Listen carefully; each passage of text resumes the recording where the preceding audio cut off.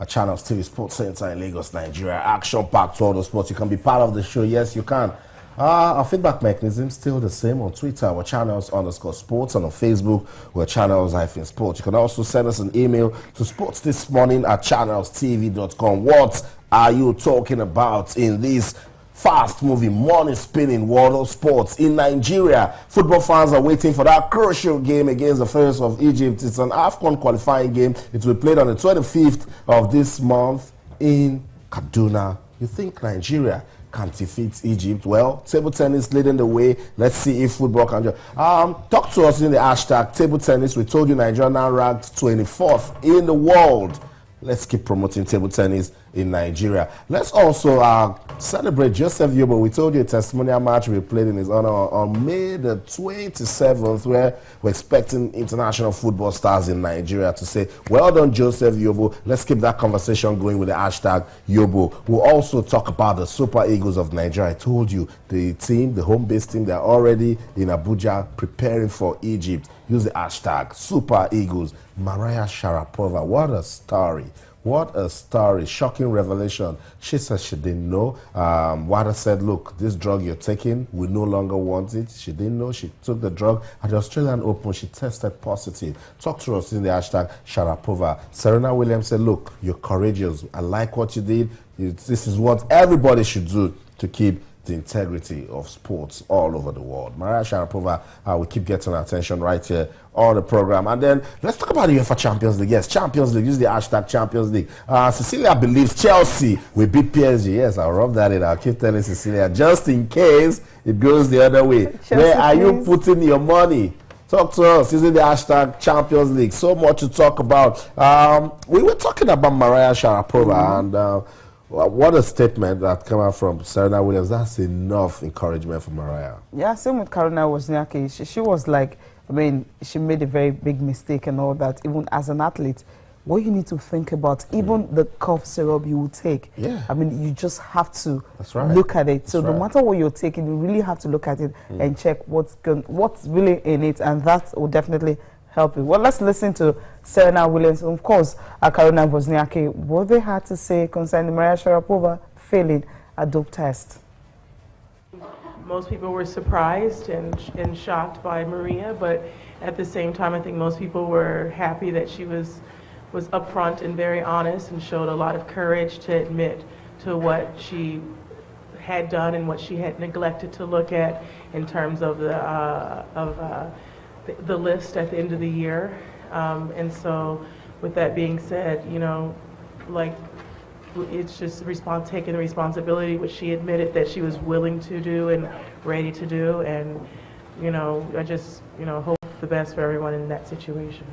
Anytime we take any medication, I think we double and triple and quadruple check, because sometimes even things like cough drops or nasal sprays can be on the list. So I think as athletes, we always make sure to really make sure that there's nothing in it that could put us in a bad situation. So that's it. Words of encouragement for Mariah Sharapova. I mean, this can happen to anyone. Yeah, but again, she says she's solely responsible, that she should have be cautious about what she puts into her system. I mean, Mariah Sharapova, world-class tennis player. And it's hard to believe. And, you know, some people are also saying that, look, you're so wrong. That's the excuse is actually bizarre. You know, it's not the best because the manufacturers of the drug, you know, from Latvia, had to say that, look, this is a drug that when you want to take it for whatever reason, I mean, especially for those who have chronic heart problem and all that, you just have to take it within a period of 4 weeks to 6 weeks. I mean, it's not supposed to be something you take for long. I think that's what I had to look into and feel, okay, let's check this particular drug. Let's see if it's going to have long-term effects on some of the athletes and all that. Maybe that's why they say, okay, let's ban it. Another thing is why people are actually blaming her is that in the U.S. where she resides, she's from Russia, but she's been in the U.S. since she was like 7 or 8 years old, and that's her country of residence. The drug is even banned, you know. You can't get it legally, you know, in the U.S. So these are the issues they're actually trying to bring up to see if she will even have a longer ban or the thing. But Dick Pound, like he says, the law has changed. First time offender then used to be 2 years, then right now it's 4 years and all that. So with all these kind of laws and all that, look at Maria Sharapova, she will be 29 in April.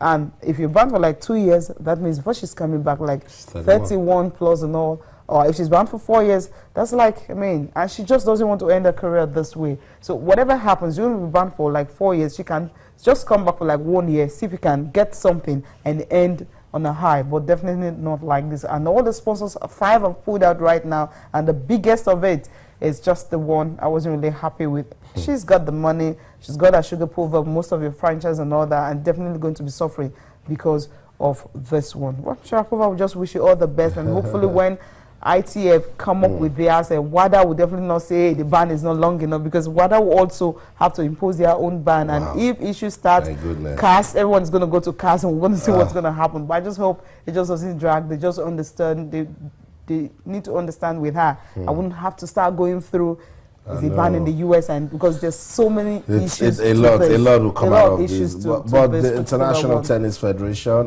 they have said that Maria Sharapova from Saturday, March the 12th, she will face provisional suspension. And as Cecilia said, that might eventually become 4-year ban. A 4-year ban if they're not comfortable with their findings. So that's it for Maria Sharapova. We just want to wish her all the best with her career. These things happen. It's just how you bounce back. Yes, how you bounce back. That's really important. That's right. Because that courage, she had to come up to talk about it and all. It's also enough courage for you to see how you can bounce back and just face something else in the meantime. Now, let's talk about the club. We're talking about bouncing back. I like the fact that we just said bounce back like 3 times. A team needed to bounce back. They had a chance to do it. They have a choice. Yeah, they had a chance to do it at home. They didn't do it, but they needed to bounce back, and they did. Against Hull City, 4-0. You know, when at the 40th minute, it was still goalless, I was like, that's not what are you doing again? You haven't won in 5 games. So what's going to happen at this one? And 41st minute, we all know what was happening. Olivier Giroud, of course, he was on fire. He hasn't scored in close to 11 games, and this one, he just gave them the first one. Felt okay, now they are. It doesn't matter. It's a goal. So whatever happens, I mean, he was just right there at the right. Of course, you had to, you know, just poach it in a simple one, but it's not so easy. And the second one also came 77th minute, and that's him again, you know, telling them that, look, I can really score. And another thing is that his wife just gave birth on Monday, and of course, more like, I think the baby's actually bringing a lot of celebration. And of course, Theo Walcott, who somehow have forgotten how to score, scored in the 77th minute. That was really fantastic. Of course, 89th minute, they were able to complete the route, 4-0. I didn't expect this. I knew they were going to win, of course, get to the last 8, but I didn't know they were going to win massively like that, especially the way they started. 4-0. That's huge for Arsene Wenger. I believe the pressure is definitely off him right now. Cecilia, the pressure is coming down big time, and if you see the players Arsene put out there, you know that he really needed to get that. He needed a strong squad. Doesn't have a choice. But, you know, he paid the price for this. Now, Gabriel is injured, Mertesacker is injured, Aaron Ramsey is injured, so you have like 3 players, 2 centre-back out. So I don't know what he's going to field against Watford come this weekend for the last 8. It's a hard one for him. A very, very difficult one for Arsene Wenger. Difficult one for him. Okay, so that's the story of Arsenal in the FA Cup replay game against Hull City. The Gunners, they were on fire. They won down by 4-0. They will meet Watford. Odion Ighalo's club. We should have asked Odion if he was rooting for Hull City or Arsenal. So Arsenal will play Watford in the English FA Cup quarterfinal. Remember, Arsenal, they're back-to-back winners of the English FA Cup. Can they make it a hat-trick? I think that's what they're expecting right now, because if you check the league, it's a bit wavy. The Champions League, well, except something extraordinary happen next week, it's going to be very difficult for them to get their hands on the Champions League. So FA Cup is sure. Against Watford, I would love Watford to win because of Odion Ighalo, you know, but a better team will definitely win it. Now, yesterday we were talking about Aziza Teshola. That's right. The fact that she was at the Women's Leadership Conference in Zurich, in Switzerland, and she was one of the panelists. So, I mean, I was watching her, you know, the way, okay, you know what, let's just listen to her, you know, the questions she was asked concerning why the girl child is difficult for them to actually play football in Africa. Africa and talk about sports, it's always a different story, because a lot of people, a lot of parents out there don't want it to happen that way, but it's all down to the the child's decision. When you want to do something and then people see it in you, they would support you. No matter what. I mean, me, I left education and decided to go into sport because that's what I want. I mean, that was what I wanted. And I mean, I'm happy today because I didn't disappoint myself. I'm not disappointed, and my parents are not disappointed either. But the young kids out there now, they need the support of people like us who are there today. I've not gotten to the highest height, but I mean, I think I can serve as an inspiration to the young kids out there.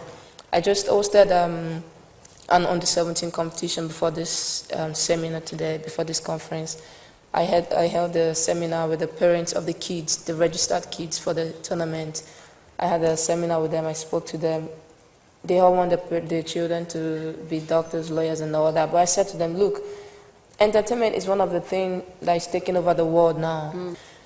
Football is entertainment. FIFA can provide like an association or a group of people to talk to women, to lecture them about sports, about football, because this is FIFA, we're talking about football here, to lecture them, to talk to them, that football can also bring you the happiness you want in the other part you want your children to go into, you understand? So in the seminar, talking about that, the parents said to me, this football won't make their children to concentrate in school. They're going to be wasting money on the education while they're going to be concentrating on other things.